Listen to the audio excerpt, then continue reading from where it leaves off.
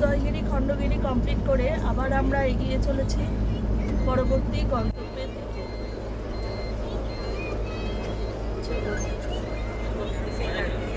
नंदनकानन जू है, जू के बारे में थोड़ा सा इन्फॉर्मेशन ले लीजिए। ये जो सर नंदनकानन जू है एक नेशनल फॉरेस्ट, इसका नाम है चंद्रका अभयारण्य। एक उड़ीसा से लेके साउथ का इच्छापुरम तक ये नेचुरल फॉरेस्ट का एरिया फैला हुआ है। इतना बड़ा एरिया में ये फैला हुआ है। उसमें से लगभग 1100 एकड़ जमीन को रिजर्व करके 1960 डिसेंबर 29 को नंदनकानन जू बनाया गया। নন্দনকাননের মধ্যে ঢুকে পেয়েছি। এইটা হচ্ছে নন্দনকানন, উড়িষ্যার নন্দনকানন।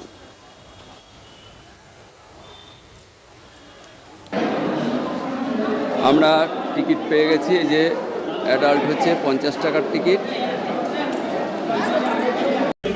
দেখি বাচ্চাদের টিকিট।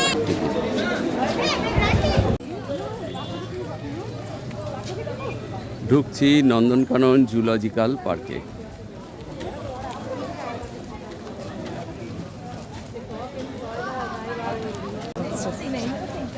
এখানে একটি ম্যাপ আছে নন্দনকাননে কিভাবে ঘুরবেন, কিভাবে সব করবেন, তার একটা ছোট্ট ম্যাপ আছে।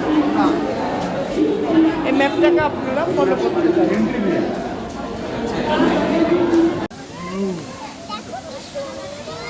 আমরা ঢুকে পড়েছি নন্দনকাননের মধ্যে। টিকিট পাঞ্চ করে ভেতরে ঢুকতে হলো। सर 2 सेकंड सर देख लीजिए, आपका पीछे वाला गेट का नंबर है 2 नंबर गेट इसको बोला जाता है, ठीक है। यहीं से आपका एंट्री होता है, यहीं से आपका एग्जिट होता है। और हमारा department restaurant Nandankanan zoological park ওড়িশার ভুবনেশ্বরে অবস্থিত। 437 হেক্টর জমির উপর এই চিড়িয়াখানা ও বোটানিক্যাল গার্ডেন অবস্থিত। 1960 সালে প্রতিষ্ঠিত হয়েছিল।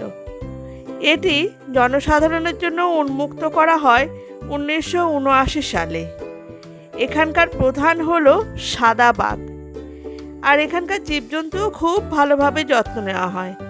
প্রায় 1100 একর জমি নিয়ে গড়ে ওঠে এই নন্দনকানন স্যাংচুয়ারি। এখানে ব্যাটারি গাড়িতে ঘোরা যায়। গাড়ি ভাড়া জনপ্রতি 80 টাকা করে, কিন্তু ভীষণ বড় লাইন পড়ে। আগে থেকে অনলাইন বুকিং করার বন্দোবস্ত আছে। 1979 সালে একে স্যাংচুয়ারি ঘোষণা করা হয়।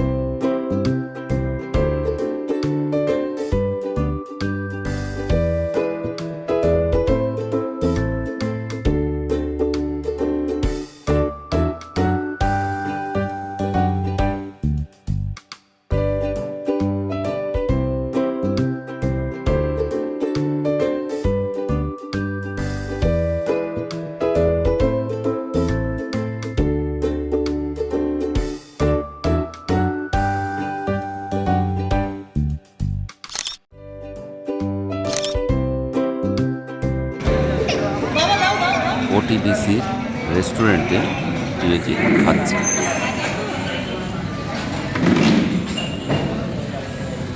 আলু সেদ্ধ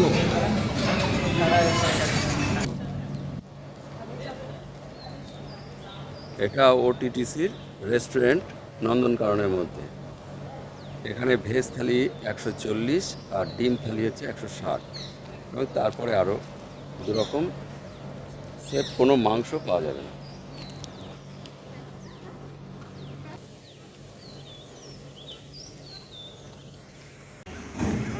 এখানে একটা মিউজিয়াম আছে বেরোতে, মানে নন্দনকানন থেকে বেরোতে এই ভেতরে বিভিন্ন রকমের প্রাণীদের সংরক্ষণ করা আছে, তাদের দেহগুলোকে বিভিন্নভাবে। আমরা নন্দনকানন থেকে এবার বেরিয়ে যাচ্ছি।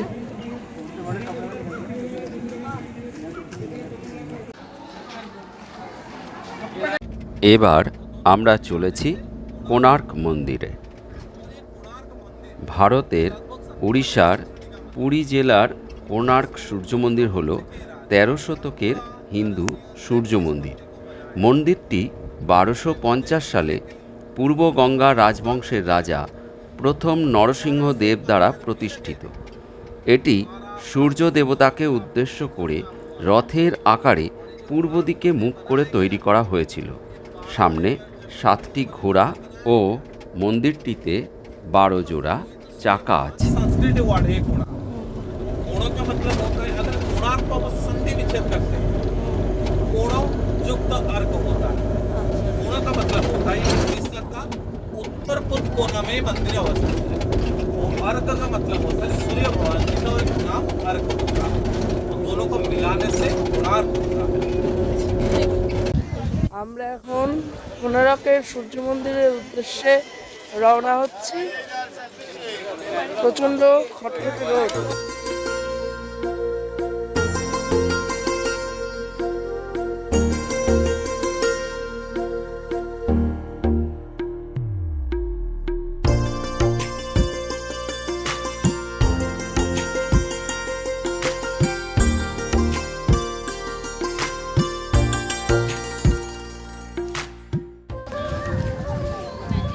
কোণার্ক মন্দির, পৃথিবী বিখ্যাত কোণার্ক মন্দিরে আমরা এসেছি।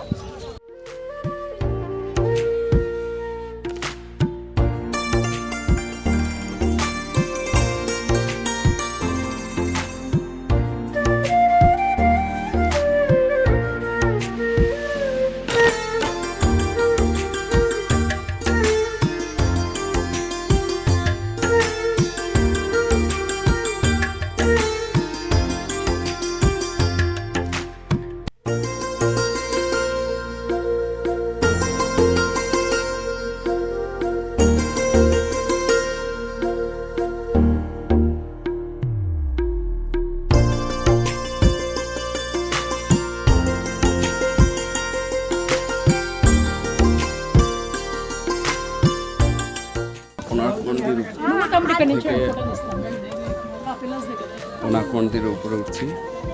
দেখুন কি বিরাট বিরাট সিঁড়ি, প্রচুর বড় বড় ধাপ। এই ধাপ পেরিয়ে উপরে উঠছি, আর কি সুন্দর। কথিত আছে রাজা নরসিংহদেবের আদেশে 12 একর জায়গা জুড়ে বিস্তৃত কোণার্ক মন্দির তৈরি করতে 1200 জন শ্রমিক 12 বছর ধরে কাজ করেছিলেন। পুরো পাথরের মন্দিরটি ধাতু দ্বারা আবদ্ধ ছিল। পুরো ধাতব কঙ্কালটি একটি বিশাল চুম্বক দ্বারা একসাথে আটকে ছিল, যার ওজন ছিল 5 টনেরও বেশি। আমরা যে মন্দিরটা দেখি সেটি মুখ্য প্রবেশদ্বার, যার উচ্চতা 127 ফুট, কিন্তু প্রকৃত মন্দিরটি ছিল 227 ফুট উঁচু। কথিত আছে সূর্য দেবতার মূর্তিটি অষ্টধাতুর তৈরি এবং চুম্বক দ্বারা ভারসাম্যপূর্ণ বাতাসে ঝুলেছিল। রাজা নরসিংহদেব ঘোষণা করেন নির্দিষ্ট সময়ের মধ্যে যদি শ্রমিকেরা মন্দির তৈরিতে ব্যর্থ হন তবে 1200 শ্রমিকের শিরচ্ছেদ করা হবে। সেই মতো মন্দিরের মুকুট পাথরটি ছাড়া পুরো কাজ সময় মতো শেষ হয়, কিন্তু মুকুট পাথর বসাতে গিয়ে কিছু সমস্যা হয়। ফলে এই মন্দির তৈরির প্রধান স্থপতি বিশু মহারানা খুব চিন্তায় পড়ে গেলেন, কারণ মন্দির সময় মতো শেষ না হওয়ার কারণে 1200 কারিগরের শিরচ্ছেদ হবে এই আশঙ্কায়। এই সময় বিশু মহারানার 12 বছরের ছেলে ধর্মপদ তাকে খুঁজতে এসে এই সমস্যা শোনে। তখন সে সবাইকে অবাক করে দিয়ে সেই মুকুট পাথরটি মন্দিরের মাথায় বসাতে সক্ষম হয়। কিন্তু এদিকে সবাই আলোচনা করতে থাকে, যদি মহারাজ শোনেন যে এই কাজটি একটি বাচ্চা ছেলে সম্পন্ন করেছে, তাহলেও তাদের শিরচ্ছেদ হওয়া থেকে কেউ তাদেরকে আটকাতে পারবে না। তখন ধর্মপদ সেই চূড়া থেকে চন্দ্রভাগা নদীতে ঝাঁপ দিয়ে আত্মহত্যা করে। এর ফলে 1200 জন শ্রমিকের প্রাণ বেঁচে যায়, কিন্তু রাজা মন্দিরটিকে অপবিত্র ঘোষণা করেন। সেই থেকে এই মন্দিরে কোনো পুজো হয়নি।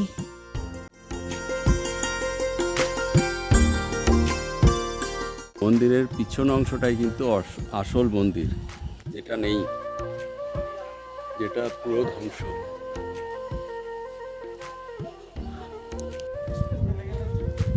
কোণার্ক মন্দিরের পিছনের দিক।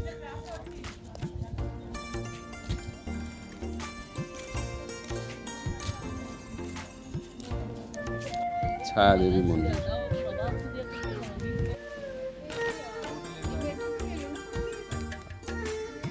মন্দিরের ভেতরে, যেহেতু এই মন্দিরে কোনো পুজো পার্বণ কিছুই হয়নি, তাই এই মন্দিরে জুতো চটি সব পরে আসা যায়।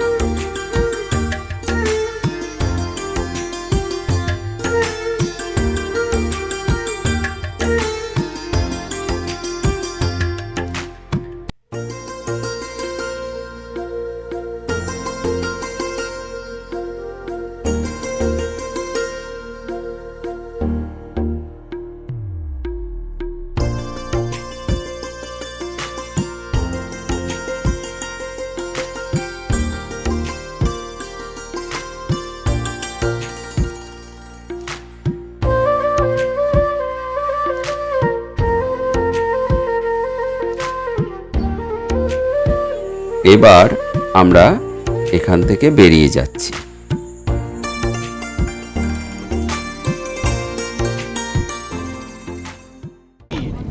चंद्रभागा एक नदी का नाम था जो आज से बहुत साल पहले से ही विलुप्त है। मगर ये चंद्रभागा नदी के बारे में जो सूर्य पुराण पढ़े होंगे उसमें श्री कृष्ण पुत्र श्यांबो के बारे में लिखा गया है। श्री कृष्ण जी के पुत्र श्यांबो को जब क्रूर रोग हो गया था, तब क्रूर रोग से मुक्ति पाने के लिए नारद मुनि के आदेश से श्री कृष्ण पुत्र श्यांबो ने यहीं पर चंद्रभागा नदी के किनारे मैत्रेय वन में 12 साल तपस्या किए थे सूर्य भगवान जी को प्रसन्न करने के लिए। 12 साल तपस्या करने के बाद माघ महीना सप्तमी तिथि को उनको क्रूर रोग से मुक्ति मिला था सूर्य भगवान जी के आशीर्वाद से। और उसी दिन से हर साल यहाँ पर एक बहुत बड़ा मेला लगता है जिसका नाम माघ मेला है, मगर अभी सर ये चंद्रभागा एक बीच का नाम है।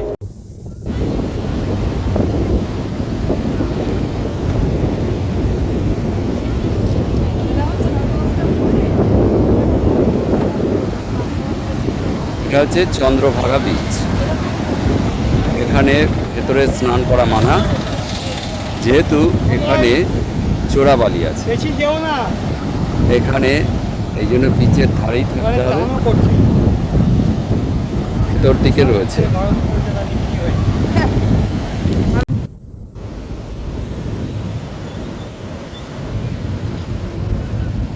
সমস্ত জায়গাটাই চন্দ্রভাগা বিচ।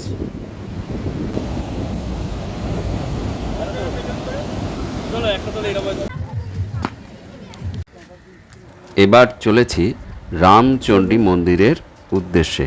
সামনেই রামচণ্ডী মন্দিরের গেট। এই যে সামনেই রামচণ্ডী মন্দিরের গেট। দুটো মূর্তি আছে এখানে, এই যে সামনে মন্দির। আমরা এখানে মন্দিরে এখন প্রবেশ করছি।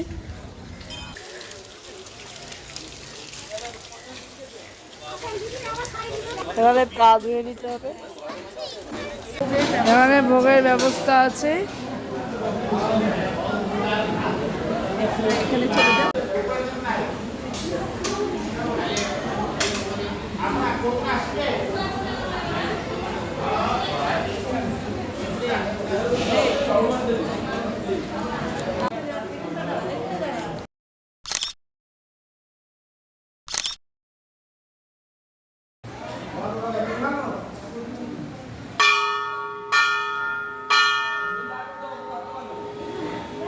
আমরা এবার মন্দিরের থেকে বেরিয়ে যাচ্ছি।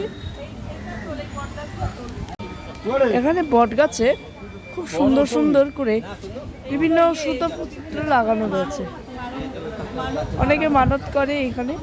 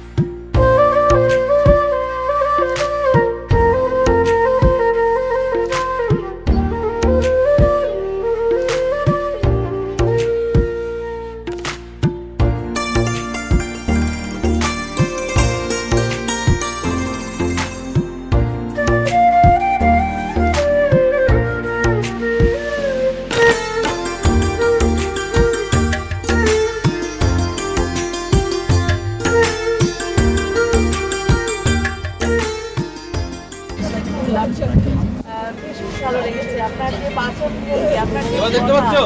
আমরা ভীষণ সহকারে শুনেছি। ইউটিউবে আপনার চ্যানেল আছে কি? না, আমার কোনো চ্যানেল নেই। আচ্ছা, আপনার নামে আমার নামে নেই, চিল্কা ট্যুর গাইডে সার্চ করবে। আচ্ছা, ভালো লাগে। আর একটা কথা একটু জানতে চাইছি, আপনার মানে আমার এরকম নেই। আমার অভ্যাস যেটাকে বলা হয় আপনার বলবো ভালো লাগে, মানে আপনার হবি, আপনি হবি নেই, আমার ইচ্ছা আছে। একটু No. সবাই আছে। জেবি ম্যাম আপনি সত্যি কি আমরা খুব ভালো লেগেছে। তিনজনে আমরা চারজনে একটু সেলফি। আমাদের মোটামুটি আজকে সমস্ত পর্বই শেষ হলো, সাইট সিন পর্বগুলো সবটাই শেষ হলো। এবার আমাদের পুনরায় আবার হোটেলে ফিরে যাওয়ার পালা। আমাদের প্রত্যেক যাত্রীরা এখন তাদের গন্তব্য আপাতত হোটেলের দিকেই সবাই ফেরত যাচ্ছেন। অনিরুদ্ধ, তোমার কেমন লাগলো আজকে বেড়ানো? আজকে ট্যুরটা খুবই ভালো গেছে এবং আমাদের গাইড ভালো, সব জায়গা থেকে হেল্প করবার চেষ্টা করেছে যতটা উনি পারেন। এই সব মিলিয়ে এই ট্যুরটা আজকে খুব ভালো গেছে আমাদের, আর আমরা খুব এনজয় করেছি। আমি অভিজিৎ। আমরা ঘুরে বেড়াচ্ছি বিভিন্ন জায়গায়। আর সেই সমস্ত ভিডিও করে আপনারা এই চ্যানেলে যদি ভালো লাগে তবে লাইক, শেয়ার এবং সাবস্ক্রাইব করতে ভুলবেন না।